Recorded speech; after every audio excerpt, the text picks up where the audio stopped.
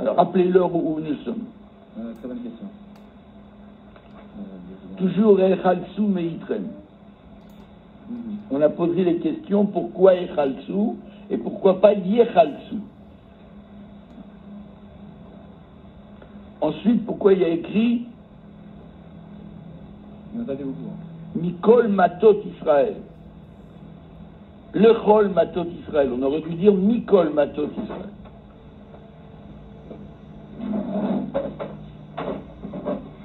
Pourquoi Yechalsu? Parce que qu'ils se portent volontaires et non pas portez-les volontaires. Parce que si on dit portez-vous volontaires ou portez-les volontaires, ça veut dire que c'est un ordre qui s'adresse à la collectivité.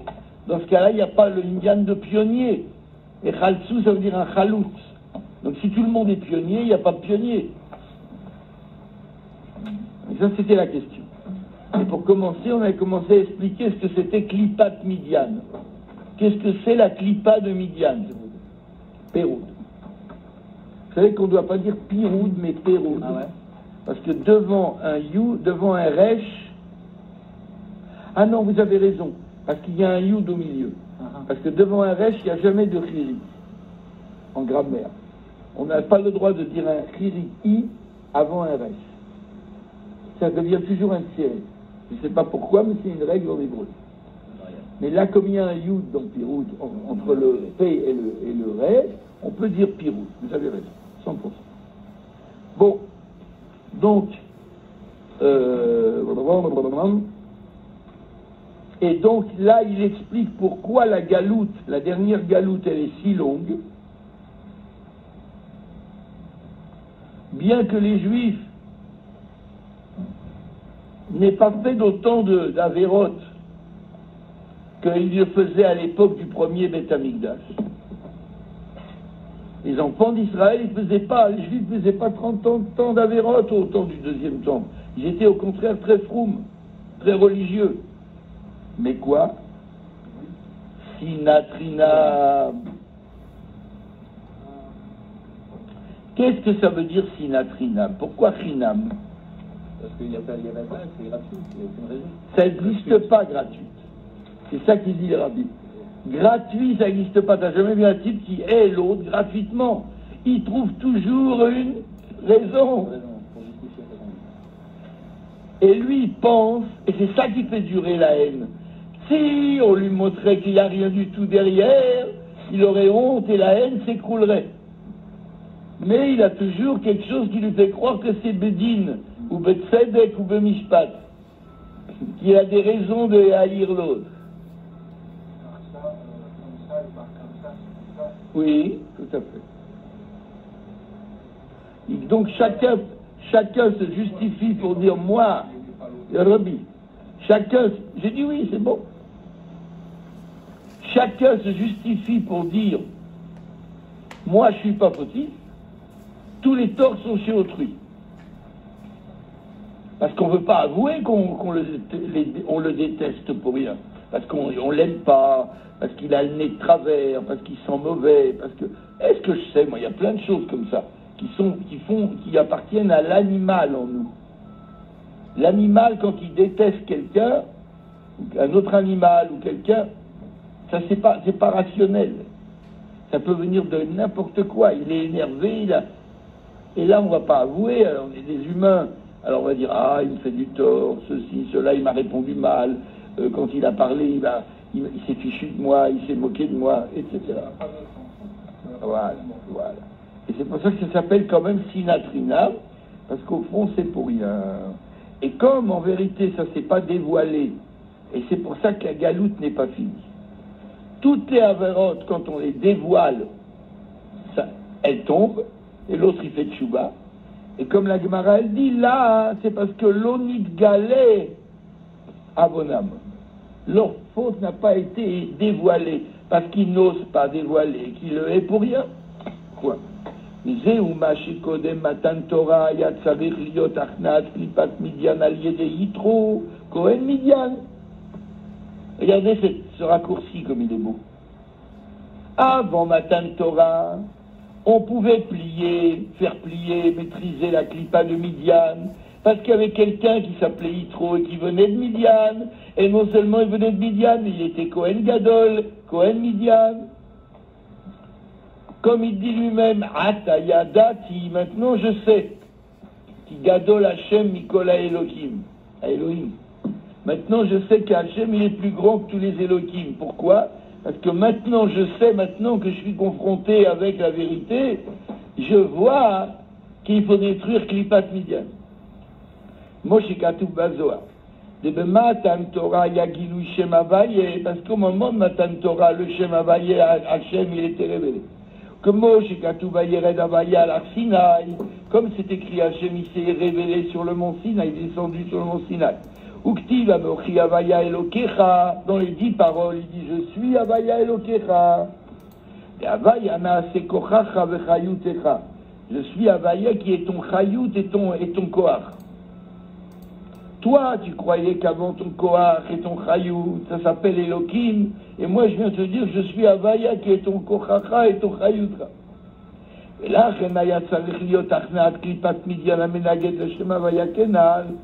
c'est pour ça qu'il fallait faire plier la Klippa de Midian, qui est ouvertement contre Shem Havaya, puisque Shem Havaya c'est l'unité, on l'a vu, spatialement et temporellement, et tandis que Klipat Midian c'est la division. Donc il fallait faire plier.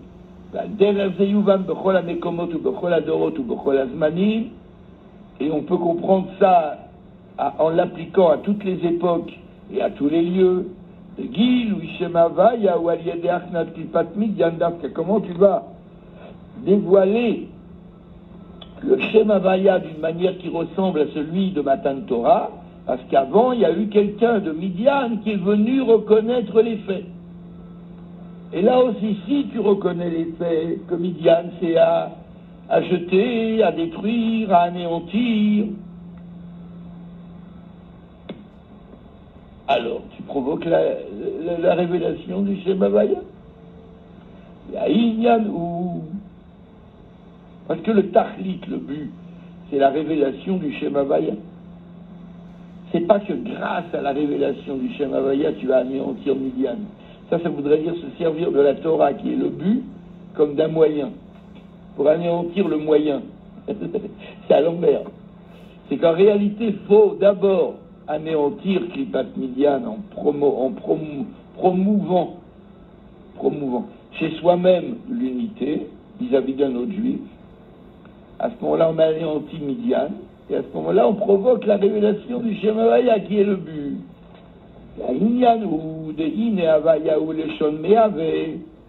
On va expliquer ça comme ça. Havaya, le nom d'Hachem, c'est un nom qui indique l'acte de faire être. Me'ave, l'acte de faire être, c'est lui qui fait être, qui donne l'être. Chez Me'ave, Me'ayin Le'esh, il fait être de rien. Gam milachon aya ove ve'yeh. Et également, Yudke Vavke, c'est la contraction de était, il est et il sera. Aïnu sheinyano bemokom metziyut davar amitave. Qu'est-ce que ça veut dire? C'est que le Shem Havaya, c'est l'être qui est dans chaque chose. Gam begidre azman. Et c'est également l'être qui est au cœur des barrières du temps. Donc autrement dit, toute chose qui est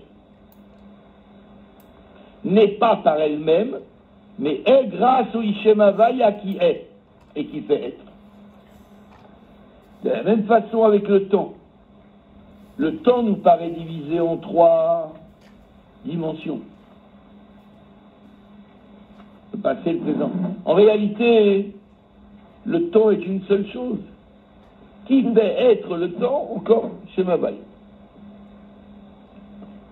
Et la Shepoel Ba'eminyana Ardout.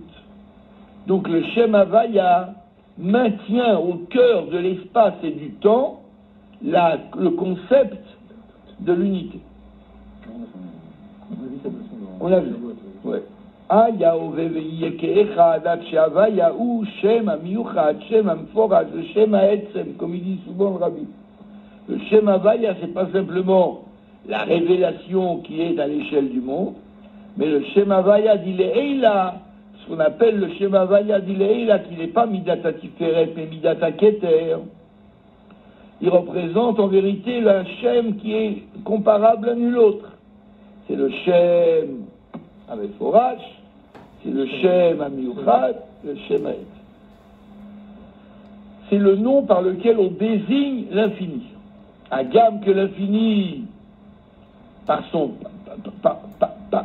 par lui-même, il est au-dessus de toute définition, puisqu'il s'appelle infini. Et néanmoins, il faut bien une définition pour le désigner. Donc le Shem Havaya, c'est la désignation de l'infini. ועד שגם בעולם זה שעליו כתיב בראשית ברא אלוקים לשון רבים, au point que dans ce monde-là, עולם הזה, pour lequel il est dit Bréchit bara Elohim, il n'y a pas écrit Havaya, il y a écrit Elohim, qui a l'air d'être un pluriel. Moi j'ai gâté Elohim Kedoshim, il y a un passouk aussi comme ça, où l'adjectif il est au pluriel. הרי גם על זה נאמר ביום עשות הוויה אלוקים ארץ ושמיים. Dans le Pérec 2 de Bereshit, il dit אלה תולדות שמיים בארץ ביום עיברם, ביום עשות הוויה אלוקים ארץ ושמיים. Donc là, il dévoile que au cœur d'Elohim, c'est Havaya. דההתהוות היא משם הוויה, אלא שמתלבש בשם אלוקים, שהוא המגן והנחתק, מנחתק לשם הוויה. Comme on a vu dans Shar Yichud Ve'emunah. Que l'existence proprement dite, elle vient en vérité du Shem Havaya, mais elle se revêt dans un étui, dans un écrin, ouais, qui s'appelle le Shem Elohim, Amagén. Surtout pour la protection des créatures. Pas que Hachem, il n'a pas besoin d'eux. Mais nonobstant le Shem Elohim, la véritable essence de l'existence, Imi Shem Havaya. C'est à quoi les nonobstant sans tenir compte de non-obstant.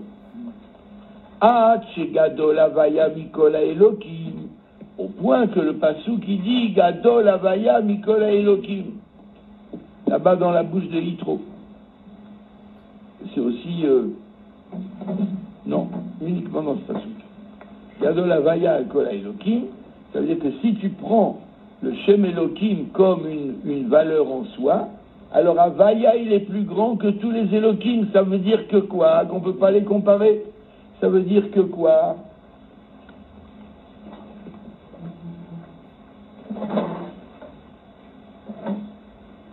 Qu'Havaya est grand et que pour lui Elohim c'est lui, et ça n'a pas d'existence indépendante. Mais même pour le monde ici-bas, ça c'est le plus fort. Pour Havaya de dire qu'Elohim n'existe pas parce que c'est lui, c'est pas un tour de force de dire ça, tout le monde comprend ça. Mais il dit, mais même dans ce monde que Pish et Nivra Alied Elohim, la Shon Rabim, qui a été créé par l'intermédiaire du Shem Elohim qui représente la pluralité, Poel Bo Shem Havaya, même en lui c'est le Shem Havaya qui travaille, qui est agissant. Itmurat Zeh שיהיה בו ריבוי ופירוד ומחלוקת ושנאה, à la place du fait que il y ait, à cause du Shem Elohim, on peut dire, il y a une profusion de piroud, de machloket, ribouille d'abord, la multiplicité, piroud, la division, machloket, la dispute, Sina, la haine, tu vois comment ça augmente. Et il y en a 4 comme les 4 mondes. Shem Elohim. pas qui cause, c'est du fait qu'il y a, du fait qu'il y a le Shem Elohim, ça génère de la pluralité. Bon, il n'y a pas de mal à la pluralité. Mais après, ça génère plus bas de la division, parce que quand il y en a trop, il est au-dessus de là, tu me caches le soleil. Après, ça devient marloquette, parce que si l'autre il ne veut pas partir, il lui met sur la figure. Et après, il y a Sina. Il y a Sina, attends, je vais me manger. Ça, c'est 4 mondes. Hein? C'est 4 mondes. Ouais. Ah, des Sinatrinam, jusqu'à ce qu'ils deviennent Sinatrinam, qui est une haine absolue. Hein? Gratuite, mais absolue. Et c'est pour ça qu'il a honte de dire qu'il le hait, parce que c'est une haine trop forte. Arehu Poel, et pourtant au cœur de tout ça, c'est le Shem Havaya qui travaille. Sheti Ardut Veshalom Ve'ahava, Ad Ve'ahava Trinam, là encore vous avez 4. Ardut, Shalom, Ahava et Ahava Trinam. Une réponse à chaque mot. Hein? Une réponse à chaque maladie. Hein? Et c'est le Shem Havaya. Bi Urinyana Ardut de Shem Havaya Choulé. Et pour expliquer comment le Shem Havaya il génère de l'unité, de l'unicité. Yuvan Ze Alpi Machamru Razal, éteignez les portables. Ils sont tout seuls.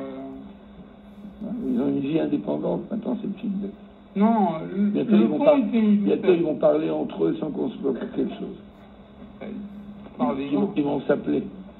Yuvanze alpi machamru razal. Pour comprendre en quoi le Shem Havaya il génère l'unité, on le comprendra à la base, à la lumière de ce que disent nos maîtres Torah nitna la'asot shalom ba'olam. Ça c'est important. La Torah fut donnée pour promouvoir de la paix dans le monde. Où est-ce que c'est écrit ça? Dans Rambam, dans les Hilchot Hanouka, ou quand il dit que si on a un petit peu d'argent pour acheter de la lumière de Shabbat et la lumière de Hanouka, pour acheter la lumière de Shabbat, parce que la lumière de Shabbat, elle a pour but la promotion de la paix dans la maison, Shalom Baï. Et grande est la paix, parce que toute la Torah ne fut donnée que pour promouvoir la paix dans le monde. Ça, c'est important. Mais qu'est-ce qu'on entend par la paix? On ne parle pas du cessez-le-feu.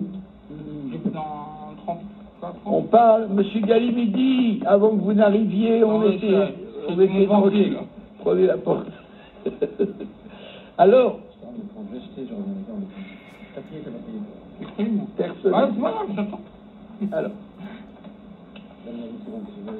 tu étais un vrai tzaddik, Yaakov. Tu verrais sur la figure des gens s'ils ont prié ou non.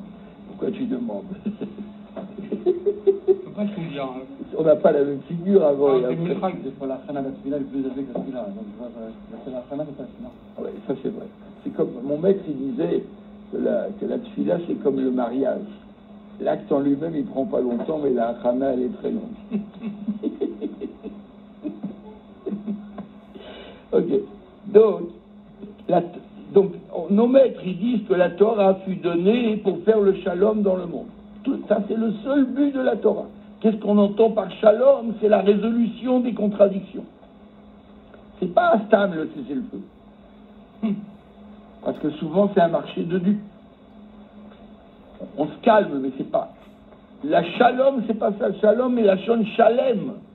Tout est payé, tout est appliqué, tout shlemout. Tout est parfait. On a résolu les contradictions. On a résolu tout. Ça, c'est ce que fait la Torah.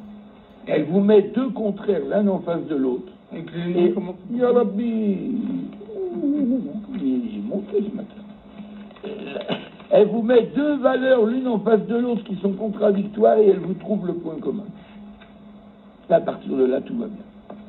C'est vraiment bien.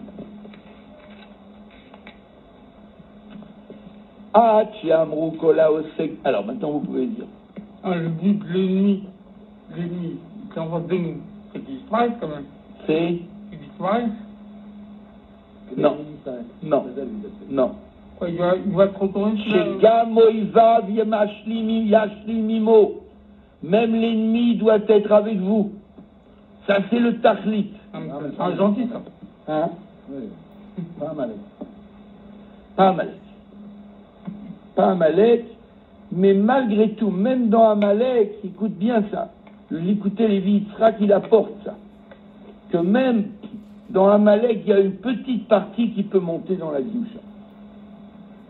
Puisque l'arrière petit-fils de Haman, c'était Rabbi Shmuel Bar Shilat, et il était Mélamed d'Ardeki. Des petits-enfants. Amalek de l'étau. Non, mais il est déjà monté. Non, mais mieux que ça. Et ça, c'était un arrière-petit-fils d'Aman. Aman, il descendait d'Agag, Agag, il descend d'Amalek. Le Icard d'Amalek, il faut l'anéantir. Mais il y a un petit quelque chose qu'on peut. Hein? On prend pas de risque. Ouais. C'est pour ça que Shaoul, il a agi trop tôt. En laissant vivre les moutons et en laissant vivre Agag, et les béliers, pardon. Il a agi trop tôt. Ça, il fallait anéantir.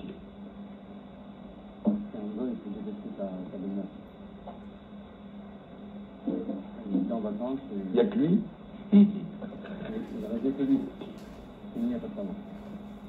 Le seul homme heureux, c'était Adam Arishon. C'est pour ça qu'il a vécu 930 ans, parce qu'il n'avait pas de belle-mère. Bon, après. Alors. Dans vacances, c'est ta femme. C'est trop loin pour venir. Alors, donc, qu'est-ce qu'ils disent les Chachamim? Kol haosek betorah lishma, mesim shalom bepamalia shel mala ou bepamalia shel mata. Qu'est-ce qu'ils disent les Chachamim? Que toute personne qui étudie la Torah lishma, elle provoque la paix dans le service d'en haut et dans le service d'en bas. Pamalia, ça veut dire l'équipe. Service d'en haut, c'est les malachim. Et service d'en bas, enfin l'équipe, c'est les goïms. C'est les nations. Les mazalot, les nations, tout ce qui a rapport avec la terre. Donc ça veut dire quoi? Qu'on fait le shalom en haut, on fait le shalom en bas. Mais il faut s'occuper de Torah Lishma. Lequel d'entre nous s'occupe de Torah Lishma? Alors la Chassidoute, elle dit, en vérité, même dans la Torah, chez l'Olishma, qui est la pire de toutes, puisque Igeret HaKodesh, il vous dit qu'il y a pas mal de niveaux entre Torah Lishma et Torah chez l'Olishma. Il y a aussi Torah qui est Stam. Elle est ni Lishma, ni l'Olishma. Parce que l'Olishma, c'est grave s'il étudie carrément pour le fric ou pour quelque chose, pour un but. Mais même là-dedans, qu'est-ce qu'elle dit? Mitor chez l'Olishma, Balishma. Ça veut dire qu'au-deux, dans le torse du l'Olishma, il y a aussi un petit peu de Lishma. Donc toute personne qui s'occupe de Torah Lishma, il fait le shalom dans le monde. Maintenant, il donne une autre explication. Qu'est-ce que c'est pas Malia Shel Mala? Maintenant, vous comprenez que dans le Shem Havaya, qui représente le shalom, qui fait le shalom, il y a un Yudke, il y a un Vavke. Le Yudke, il fait vivre les mondes cachés, et le Vavke, il fait vivre les mondes révélés. Donc ça s'appelle pas Malia Shel Mala, le Yudke. De Otiot, elle est Mshem, Bifne Atzma. Parce que regardez, rien que ces deux lettres, ça devient un nom en soi. Il y a le Shem Yudke. Ashrei Gever Asher Yasreinu Ka Yudke. Alléluia. Que Moshe Katuv Kiyad Al Keska. Et maintenant, quand il s'agit de la guerre d'Amalek, qu'est-ce qu'il dit à Kadosh Baruch Hu? Il lève la main, comme il dit Rashi. Donc c'est le Yortzeit aujourd'hui. Akadosh Baruch Hu, il lève la main sur son trône et il dit, ni mon nom ne sera entier, ni mon trône ne sera entier tant que ne sera pas anéantie la race d'Amalek. C'est le dernier Rashi de Béchalach. Donc c'est pour ça qu'il a le verset, il dit pas qui c'est, mais il dit qu'est-ce. Et il dit pas Yudke Vavke, il dit Yudke. Mon nom ne sera pas entier, ma chaise, mon trône ne sera pas entier, tant qu'Amalek subsistera. C'est-à-dire qu'Amalek, il a quand même une achiza sur le Shem Havaya, et il a une achiza sur le trône d'Akadosh Baruch Hu. Le trône d'Akadosh Baruch Hu, il est où? Il est dans le monde de Bria. Alma de Kursaya Kadisha, c'est le monde du trône. Donc le Havaya, Amalek, il a une prise, il a une achisa jusque dans là-bas. Mais pas plus haut que le trône. Et justement, c'est Ve'ad bichlal, aval lo lema'ala min hakiseh. justement, c'est l'entour, c'est pas plus haut.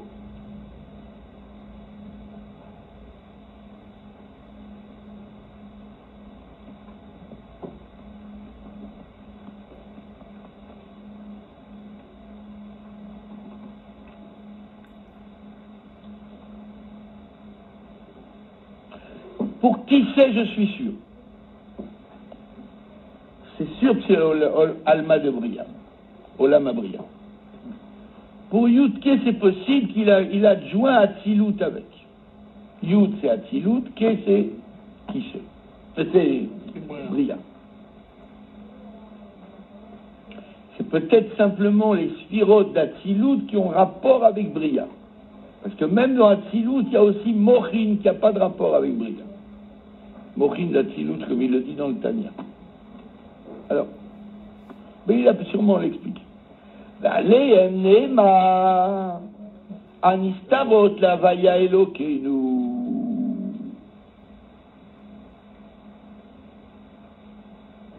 Et c'est pourquoi il est dit à propos de Yudke, les nistarot sont pour Avaya Elokeinu, alors que les niglot c'est Vavke. Yudke crée les mondes cachés, et Vavke crée les mondes rêvés. Ou Pemal Yachel Mata Enaotiot Vavke Shemavaya Bechinot Ve'aniglot Gomer. Ça c'est les niglot. Vavke niglot. Ve'aniglot. Vous voyez dans le passouk, Anistarot, Ve'aniglot, Vavke niglot. Très fort. Tiré du. J'ai vu ça dans le Écoutez les Yitzhak, c'est le père du rabbin. Ve'alpi machenit ba'er lehei, she'avayahu elokecha, kochacha vechayutecha shel kol echad ve'echad mi-Israël. Et si on se base sur ce qui a été dit plus haut, que même pour toi qui vis dans le monde et qui est créé par l'intermédiaire du Shem Elohim, toi, ton Koach et ton Chayut, ton Shem Elohim à toi, c'est le Shem Havaya. Toi, juif. Mouvan shebet inyani melu yeshtam gam benefesh adam. Donc on peut extrapoler et dire que les deux sujets qui sont là, c'est-à-dire Pamalia Shel Mala Yudke, Pamalia Shel Mata Vavke, se trouvent chez chacun des juifs, dans l'âme juive.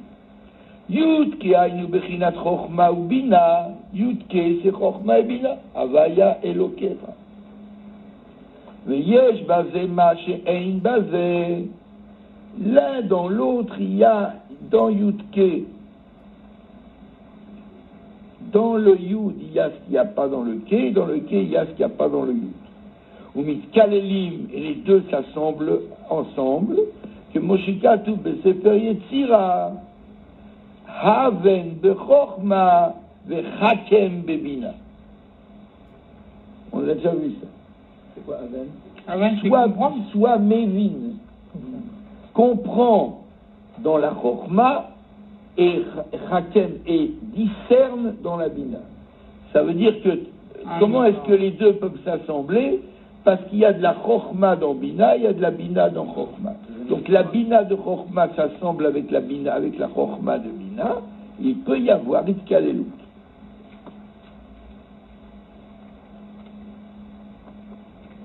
On a déjà vu ça en détail. Et dans les Mahamarim du Rabbi Rachab, c'est encore plus traité en détail. La Bina de Chochma, c'est pas le bitoul de l'esprit, c'est la Chochma qui sert à la Bina pour comprendre. Parce qu'il faut un petit peu de bitoul, sinon la Bina ne pourrait pas fonctionner. Mais c'est pas le bitoul en soi, c'est un bitoul ayesh. Relatif. C'est ça qu'on appelle la Chochma de Bina. Maintenant, qu'est-ce que c'est la Bina de Chochma?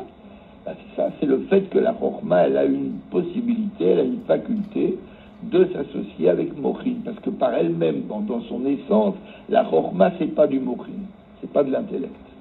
C'est plus haut. C'est plus haut. Oui, parce que du coup, Donc, cela. voilà. Donc les deux peuvent s'assembler. Ça, c'est le shalom entre Yud et Ke.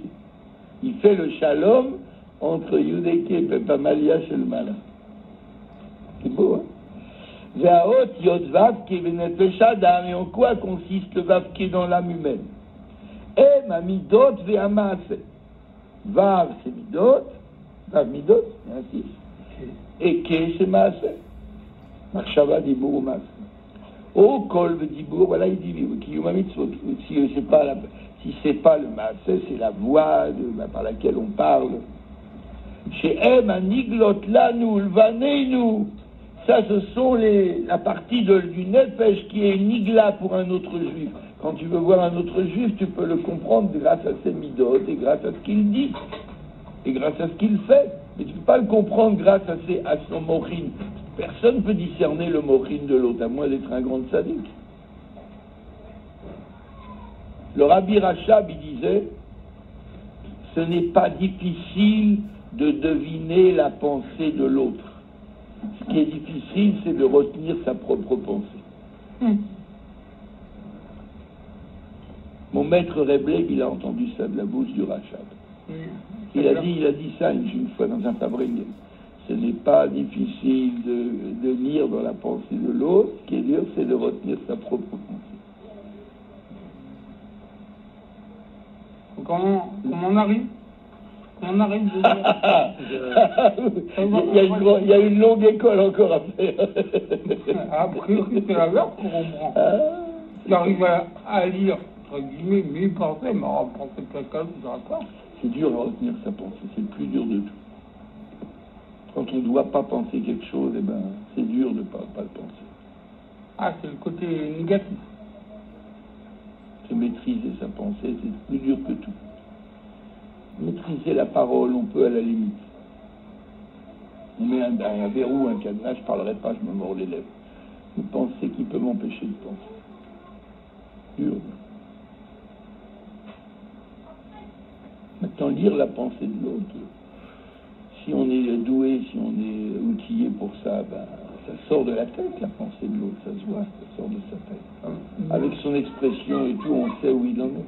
C'est ça, mais c'est faire ça à travers ses migotes et ses accents, et pas... Non, bien sûr. Ça, c'est pour des grandes sadiques. Maintenant, pour quiconque, c'est à travers les midotes et à travers ce qu'il dit, tout à fait. 100%. Sheva niglot lanu le vanenu, ça c'est le niglot. Qui beïnyan imeilu Torah chat lekulana. Pourquoi? Parce que dans tous ces sujets, on a une seule Torah. Et l'école, il s'insère comment Ça veut dire cette dernière phrase. Que par une seule Torah, je peux faire le shalom, aussi bien dans Yudke que dans Vaske. Oui. Quand il dit kol, il veut dire par là que par le kol, on devine autre chose, c'est ça? Kol v'dibur. Oui, par la voix, par les paroles qu'il dit, tout ça, bien sûr. Voilà, on va laisser les choses ici aujourd'hui pour qu'on puisse prier. Voilà, regardez, je suis un petit signe, ça c'est